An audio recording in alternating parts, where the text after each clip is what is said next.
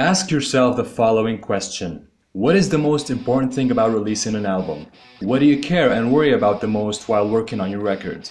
The answer probably is, how many cents are you gonna make on Spotify? Okay, so what's the second most important thing? It's sounding original, unique, and like no other band or artist. Who wouldn't want to be looked up to and copied by other bands?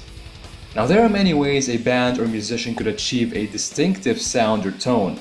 Some bands are extraordinarily heavy.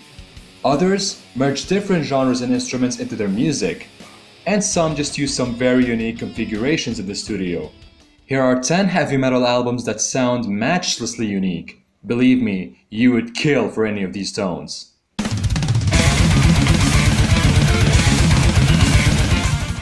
Number 10. Epitaph by Necrophagist. In 2004, Necrophagist released one of the finest technical death metal albums of all time. The mixing is just excellent. You couldn't possibly find anything to criticize when it comes to sound. Literally everything is clearly audible. Yes, even the bass.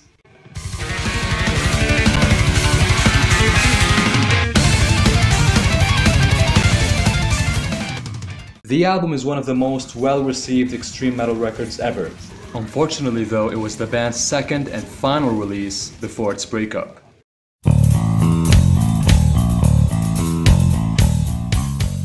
Number 9. The Sound of Perseverance by Death. Also the final release of another extreme metal band. This time, it's Death. Many people would say that this is what a perfect metal album should sound like. And just imagine how the follow-up releases would have sounded like if the tragedy of Chuck Schuldiner's death in 2001 hadn't happened. The album had technical rhythm parts, drum parts, and solos, but also very memorable choruses. And unlike on most death metal albums, the vocals were very clear.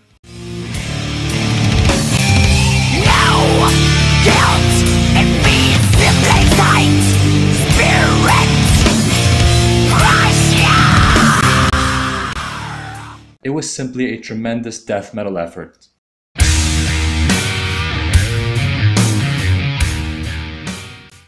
Number 8. Reload by Metallica. Every Metallica album has a distinctive sound of its own. The sequel to Load, however, is something else. Although this is biased, I personally think Reload is Metallica's best sounding album. The kick and snare drums were a little louder than before, the guitar sound was crunchier and warmer, and I believe James used a different pickup position than the ones he had been using in previous years. And James's voice was better than before. He had been taking vocal lessons after he blew up his voice recording So What, and learned to actually warm up before singing. And we cannot ignore the badass voice cracks he perfected. He simply had so much control over his voice that his whole voice profile changed. Add to all that the experimenting with guitar effects and the dark lyrical themes, which helped add the gloomy, dull, and uneasy vibe to the record. But tell me, can you heal what father's done? Fix this hole in a mother's son. Can you heal the broken worlds within? Can you strip away so we may start again?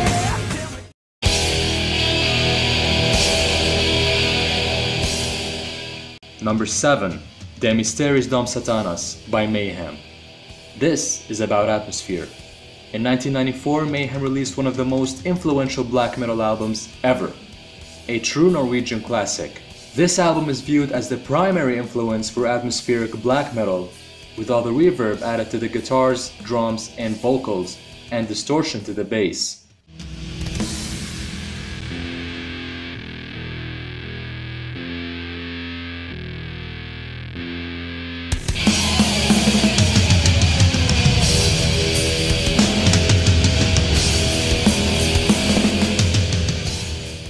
With songs like the title track, Funeral Fog, and the black metal anthem, The Freezing Moon, De Mysteriis Dom Satanas is considered by most fans as Mayhem's best release ever. Number 6. The Satanist by Behemoth. Imagine walking in the middle of the woods, all alone.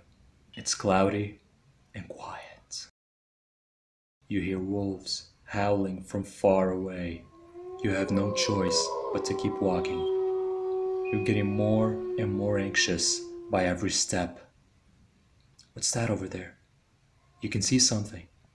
It looks like a bunch of people dressed in black, all black. And they're staring right at you. You walk closer towards them. Three men in black.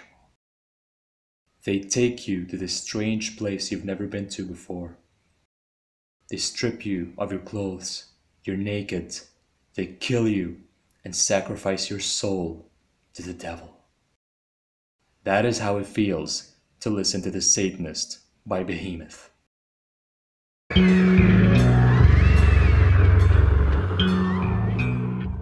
Number 5. Iowa by Slipknot. In 2001, Slipknot released one of the heaviest albums ever made, probably the angriest and most aggressive and hateful record.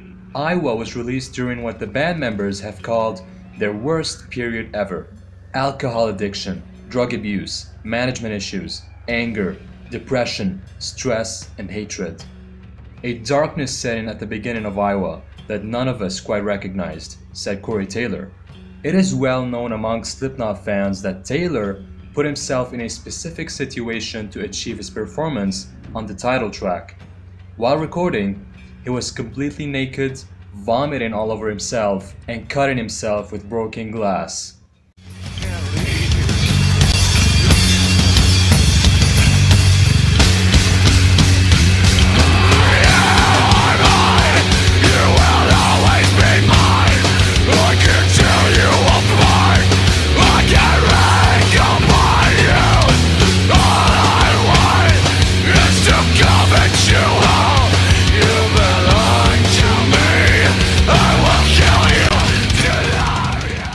Another thing was that producer Ross Robinson got his back injured in a dirt bike accident. After returning to the studio, he put all of his physical pain into the production of the album, much to the admiration of the band.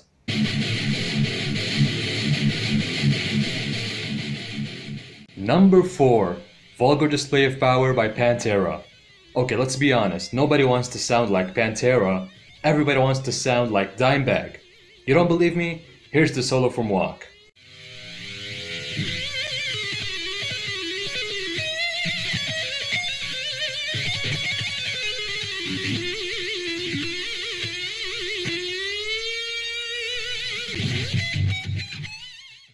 Everybody dreams of achieving Dimebag Darrell's guitar tone.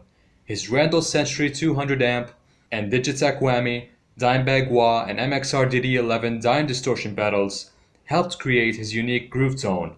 Phil Anselmo was also involved through using deeper growls and vocals, which were pointed out by critics. A lesson learned in life, known from the dawn of time.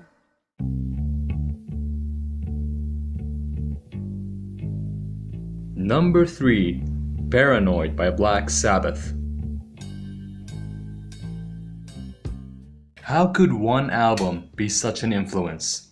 It is quite known that Black Sabbath is the most influential metal band.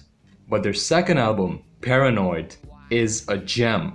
Everybody knows that Sabbath taught all metal bands how to sound heavy, but you could only describe the tone on Paranoid as hypnotic. Much like on every Sabbath album, all instruments on Paranoid sound like they're playing lead. You know there's no return. Take your empty roads. You join the other fools. No wonder why most of the tracks have been dubbed epic, memorable masterpieces. Nobody could possibly achieve that dark, gloomy, but seductive sound.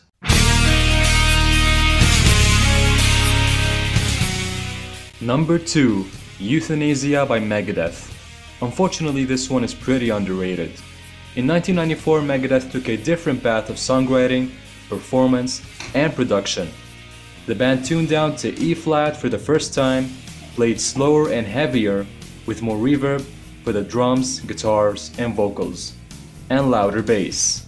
The sound was deep, broad, and dreamy. The riffs were catchier and were not limited to heavy power chords and chugging on the low strings, but also utilized scales and harmonies on the higher strings. The band also layered acoustic guitar parts on top of distorted electric guitars on some songs. The lyrical themes of death, abandonment, separation, and abuse also contributed to the album's overall agonized tone.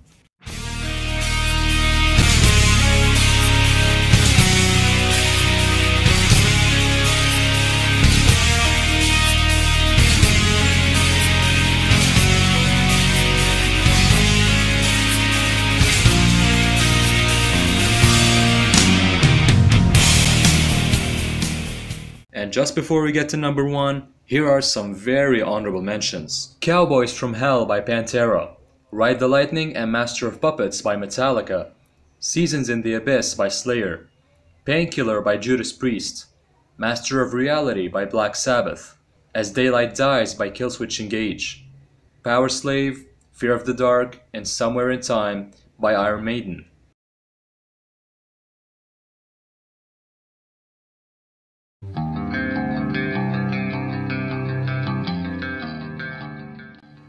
Number 1, Toxicity by System of a Down.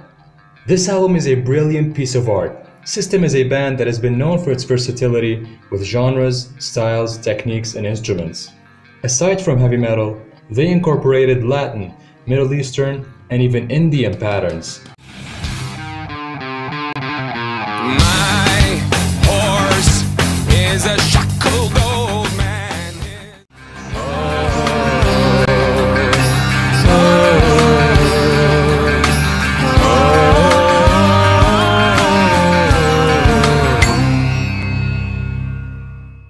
Drummer John Dalmain switched between different drum beats multiple times mid-songs, and so did Serj Tankian with his vocals.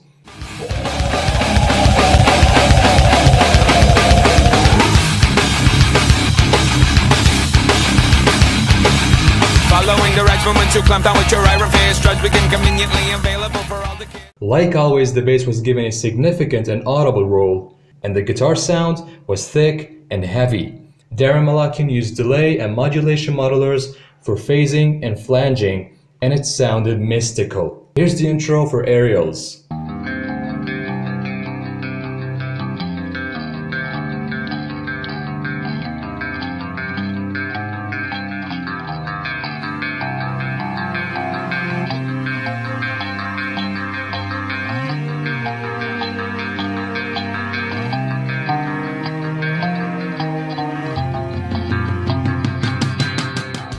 It sounds sort of aquatic. Many instruments were also brought into the mix. The band comfortably used the acoustic guitars, the cello, and the unusual sitar. The sound on Toxicity is what any band would kill for. It was just perfect. And that was all. Thank you all for watching. I hope you enjoyed. Did I miss any albums? If yes, mention them down in the comment section.